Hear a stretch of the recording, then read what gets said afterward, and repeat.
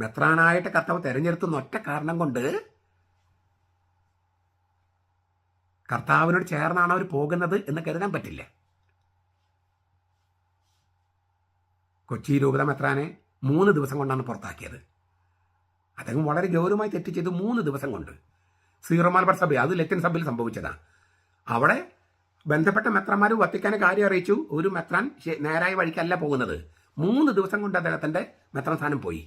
അത് സീറോ മലബാർ സഭയിലായിരുന്നെങ്കിലോ 30 കൊല്ലം കഴിഞ്ഞാലും മാറ്റുമോ? ഇതുകൊണ്ടാണ് വത്തിക്കാൻ പറയുന്നത് സീറോ മലബാർ സഭയുടെ നേതൃത്വം കരുത്തില്ല, അതിന് ദുർബലമാണ്.